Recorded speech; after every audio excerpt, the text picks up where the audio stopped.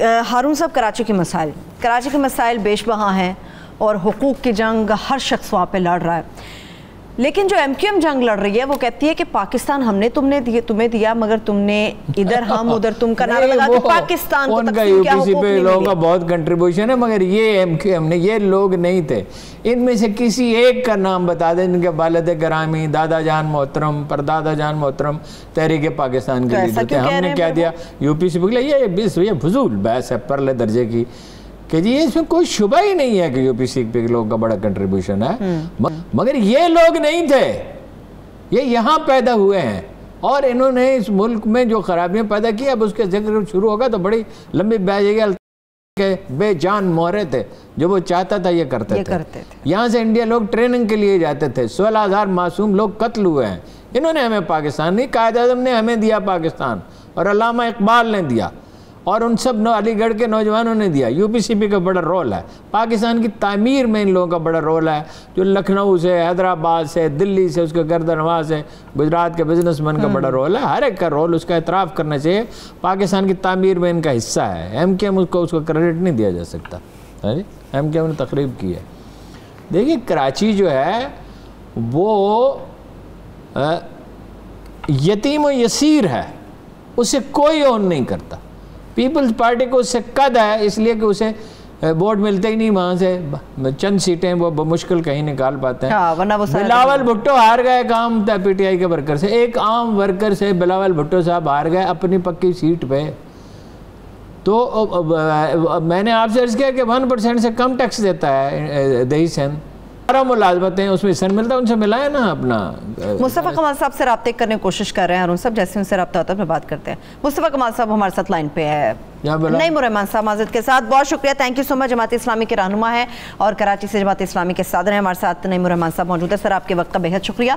Sir Karachi के मसाइल पे हम बात कर रहे हैं, इन मसाइल के हल की तरफ भी जाएंगे। हारून रशीद साहब मेरे साथ मौजूद। देखिए नईमुर रहमान साहब, सवाल ये है, मसाइल तो बिल्कुल उजागर हो गए, कूड़ा है, पानी में एक कतरे का इजाफा नहीं हुआ, ट्रांसपोर्ट की हालत ख़राब है, सड़कें नहीं बन रही हैं, बजट एलोकेट ही नहीं होता, बलदियाती इदारों के इख्तियारात ही नहीं दिए जाते। इसका हल क्या है? क्या इसी तरह यतीम शहरी नौजवानों को मुलाजमतें मिलती? हल क्या है इसका? बहुत शुक्रिया हारून रशीद साहब। देखें, हल है ओनरशिप। बात यह है कि वफाकी हुकूमत है ना, 14 कौमी असम्बली की सीटें यहाँ से। नईम साहब आपको आवाज आ रही है? जी मेरी आवाज आ रही है। आवाज बात कर रहे हैं जी सर प्लीज बात जारी रखिए। जी मैं अर्ज ये कर रहा हूँ कि जब 14 कौमी असम्बली की सीटें जो है वो के पास हैं वफाकी हुकूमत की, यानी PTI के पास, और 4 कराची की सीटें MQM के पास हैं, तो ये 18-21 में से हो गई जो वफाकी हुकूमत के पास हैं। तो फिर मर्दमशुमारी में हमारी गिनती पूरी क्यों नहीं की इन्होंने और जाली मर्दमशुमारी को सही को करार दे दिया। फिर जो कोटा सिस्टम इतना बड़ा नज़ा बना रहा है वो वफाकी हुकूमत ने, इमरान खान और MQM ने मिलकर गैर मुअय्यना मुद्दत के लिए इसमें इजाफा कर दिया गैर आईनी तरीके से। इसी तरह के इलेक्ट्रिक का जो FT है वो भी वफाकी सब्जेक्ट है।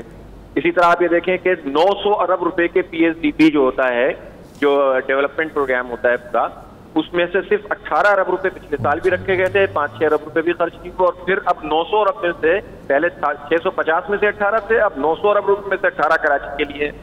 कोई तनासुब होता है, कोई यहाँ से रेवेन्यू जनरेट होता है भाई 67%। इनकम टैक्स 2600 अरब रुपए का हमने दिया है, 41% है पूरे पाकिस्तान का, और आप कराची के साथ, ये तो ऑनरशिप नहीं है। फिर पीपल्स पार्टी तासुब की बुनियाद पर सूबा चलाती है। कराची को अगर जरा सा कुछ कहते हैं तो तकलीफ होती है, लेकिन कराची को सूबे का हिस्सा देने के लिए नहीं है, लेने के लिए समझती है। तो जब तक ये पार्टियां ओनरशिप नहीं करेंगी और इसी तरह से ये सब हुकूमतों में शामिल रहते हैं, करते कुछ नहीं है, तो कराची के लोगों को ही ये सोचना पड़ेगा कि कराची की लीडरशिप किन लोगों के हवाले कर रहे हैं ये। और नए नए नारे लगाते रहते हैं, लेकिन पिछले 25, 30, 40 साल से ये लोग बरसर इख्तिदार हैं।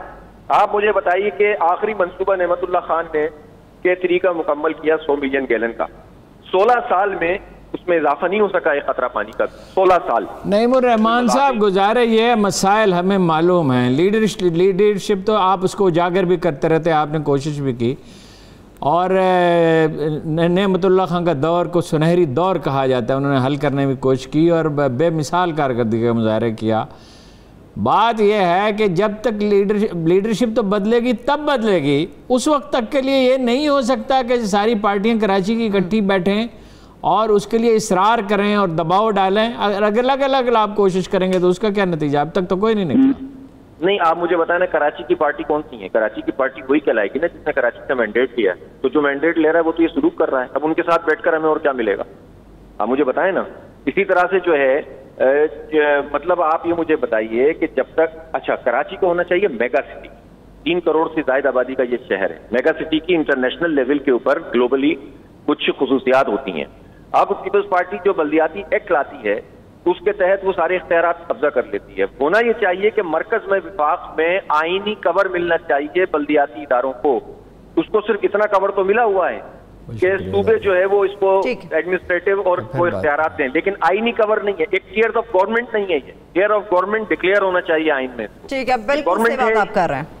थैंक यू सो मच, बहुत शुक्रिया नईमुर रहमान साहब। हमारे पास वक्त कुछ ज़्यादा रह गया, इंशाल्लाह ताला इसके ऊपर फिर बात करेंगे। अनुसार जो नईमुर रहमान साहब बात कर रहे थे, मुस्तफ़ा कमाल साहब को भी मिलाने की कोशिश कर रहे हैं कि उनके साथ हमारा राब्ता हो। ये बातें तो सब करते हैं, मसाइल तो सबको पता है कि क्या होगा, लेकिन सवाल ये हारून साहब कि कोई भी जमात कराची को अपना अगर समझे तो किसी दूसरे के साथ बैठने के लिए तैयार हो, कोई भी एक साथ बैठने के लिए तैयार नहीं है।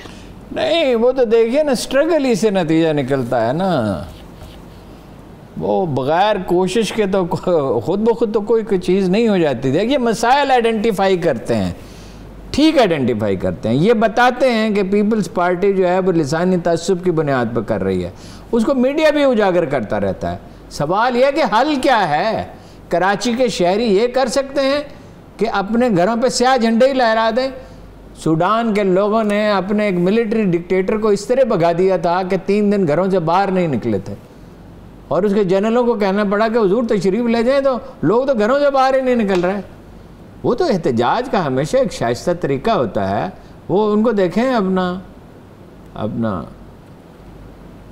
मुस्तफ़ा कमाल साहब को उनसे कहें रब्ता करें, कोशिश कर रहे हैं। अरुण साहब, आखिरी 2 मिनट भी अभी रह गए हैं, बस वक्त भी ख़त्म होने वाला है। उनके साथ रब्ता उस तरह से नहीं हो सका मुस्तफ़ा कमाल साहब से, लेकिन कोशिश करते हैं उनसे हमारी बात हो जाए, चाहे 1 मिनट के लिए मुख्तसर बात सही, मगर अच्छा देखें, चलिए कल अगर नहीं रब्ता नहीं हो सकता तो कल रब्ता करेंगे। ठीक है।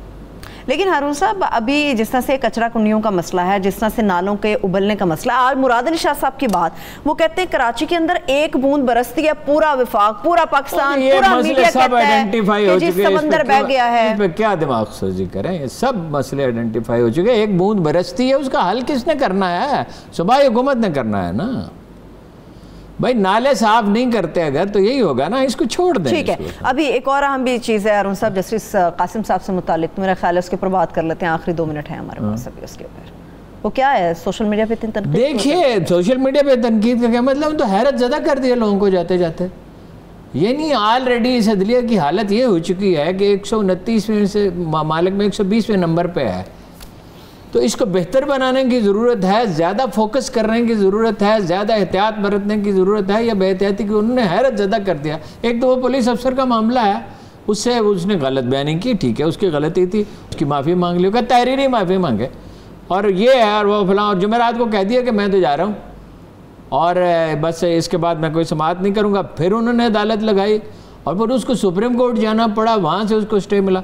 फिर उन्होंने कहा कि नवंबर में एक हुक्म दिया था अदालत ने कि जुडिशल स्टाफ जो है उसमें गालिबन जज भी शामिल हैं, उनके अलाउंसेस उनकी तनख्वाहों में शामिल कर दिए जाए। अचानक एक दरख्वास्त आई कि जी वो उस पर अमल दरामद नहीं हुआ, तो उन्होंने कहा कि पंजाब हुकूमत के नुमाइंदों को तलब किया, चीफ सेक्रेटरी साहब आए और वज़ीर आला के प्रिंसिपल सेक्रेटरी पे गए। उन्होंने कहा जी अमल दरामद ये सहल नहीं है, काबीना में इस पर डिबेट हुई है, ये मसाइल हैं, करेंगे।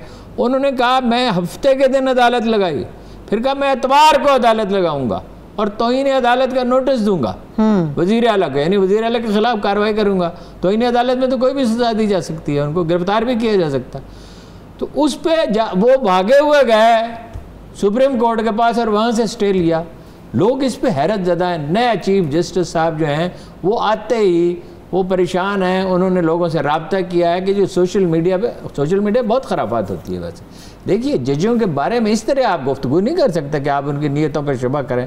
अगर अदालत ही नहीं रहेगी, अदालत ही लंगर है माशरे का, अदालत ही नहीं रहेगी तो कुछ भी नहीं रहेगा। यही आखिरी उम्मीद होती है किसी माशरे की।